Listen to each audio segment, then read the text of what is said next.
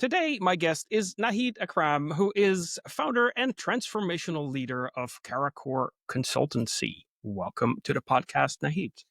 Thank you very much. Thanks for having me, Rutger. Now, we start with that very important question that I ask everyone as the first question. So I'll ask you as well. Naheed, why do you do what you do? It's a difficult one, isn't it? I mean, there's no real big profound reason for it. I think it's just been more of a process than a plan, really, for me. I've always been drawn to finance.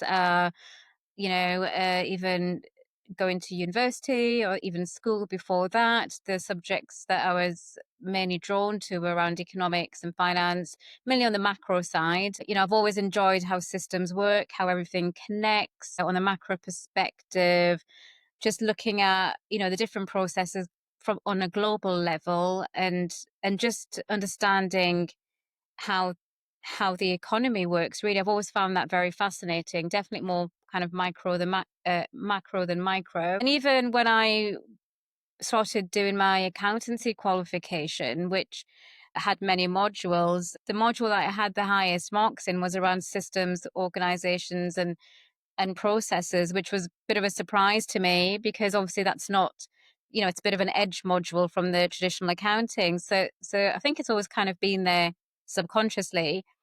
And then when I left uni, I went into, I actually followed the whole accountancy route as a way of getting into banking and very quickly realized that accounting wasn't for me, and left and went traveling for a bit, to reset.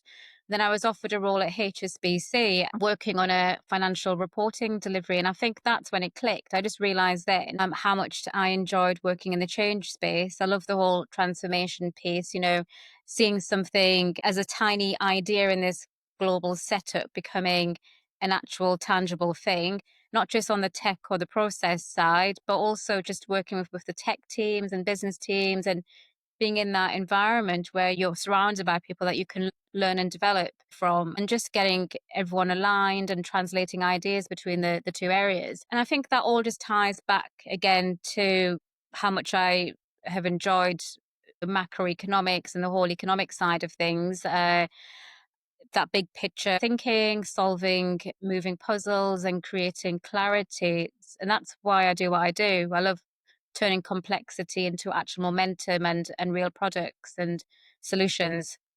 So you are passionate about being a change agent and you have a passion for financial services, and that actually comes together in your current role.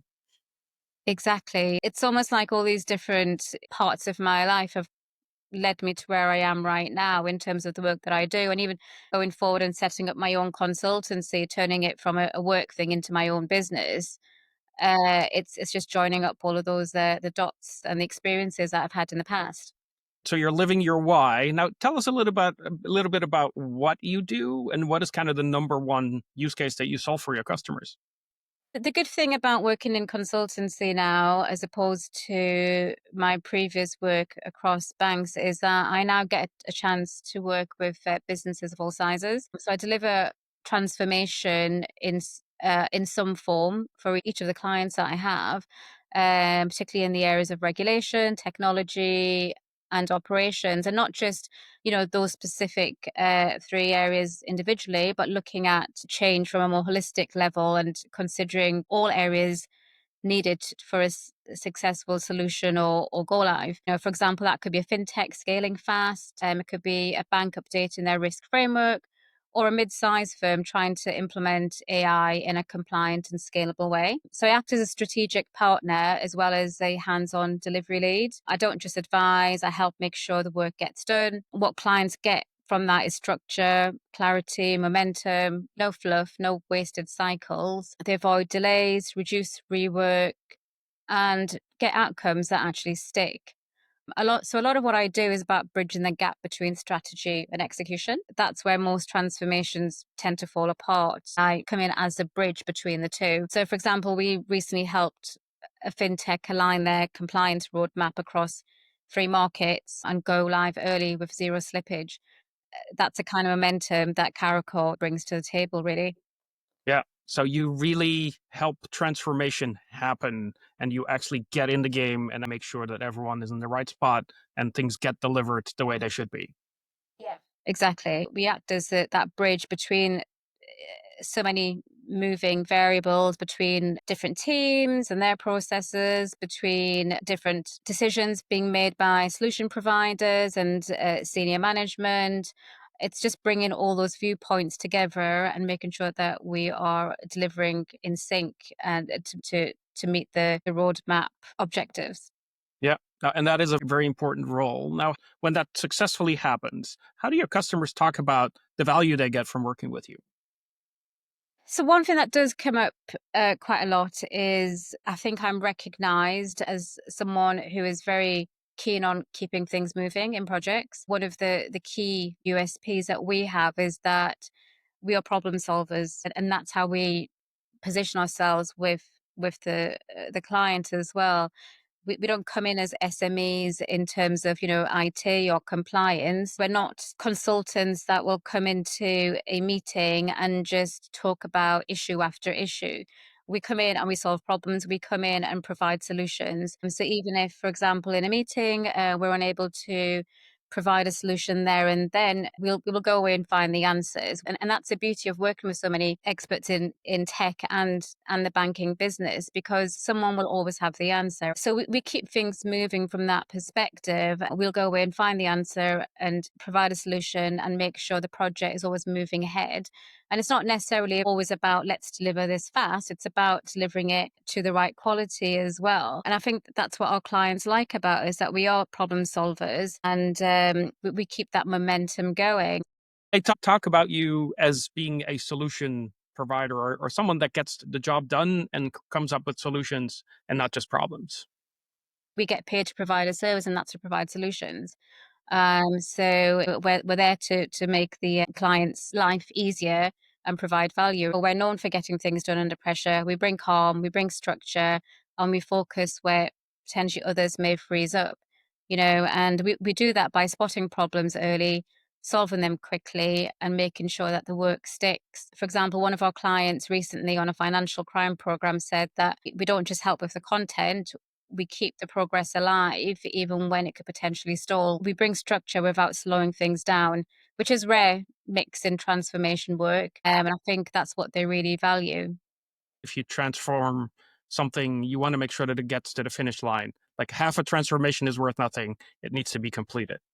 Yeah, exactly. Beauty of a project management consultancy is that you'll have IT solution providers come in on a project, or you may have compliance SMEs come in on a project, and they take ownership of their particular areas. Whereas from a project management perspective, particularly for our consultancy, we take a holistic approach to everything. We take ownership, and we quietly make the hard parts happen. Now, I like to do this thing called futures thinking. Now, we don't know what the future is going to bring. We don't even know what's going to happen tomorrow.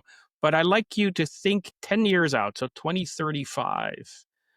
How do you see the world of banking and any transformational projects that might be going on 10 years from now? What does that look like? We talk about the future being digital, and we've been talking about that, right, as a concept for a number of years now. But let's be honest, I think that's just a starting point, and that's probably well established and well known. In 10 years' time, we'll see financial services fully AI integrated. Obviously, another concept we've been talking about for a very long time. Fraud detection, onboarding, credit decisions, they'll, be part and parcel of every process, all AI driven. But I don't think the real winners are going to be the ones who just adopt AI the fastest, for example. It's going to be the ones that build the trust around it, right? Because that's what financial services is about. Our customers, they rely on our services, and that comes from a place of trust. We're handling money, we're handling all types of personal information for these customers, and all of that, for them to trust us with that part of their lives, that's going to be paramount. And we all know with AI that there are challenges in that trust aspect that need to be looked at and governed better. So it's all about who builds trust, I think. Governance, explainability, risk management, I think that's where the next wave of competitive advantage will live, because complexity isn't going to go away in financial services. It's just getting faster and faster. And most organizations are just not structured to keep up with that. So the real question isn't, can we build this, which is where the climate seems to be at the moment. It's, can we govern it? Can we scale it across teams and borders? Can we adapt it in real time without breaking things? Because that's, key for some of the big enterprise level setups. And the organizations that thrive will be the ones who bake compliance into infrastructure, treat delivery as a strategic lever, not an afterthought, which also happens quite a lot, and bridge legacy and innovation without shortcuts. So, for example, one red flag I'm seeing now is teams building AI pilots with zero governance, or starting at the point of looking at data quality. You will never have a successful AI solution without looking at the data quality, which is key in financial services. The output is what key decisions are made on, after all. And that's going to be a huge liability in a few years, I feel, the data quality and the governance aspect. Everyone says digital first, and that's the kind of position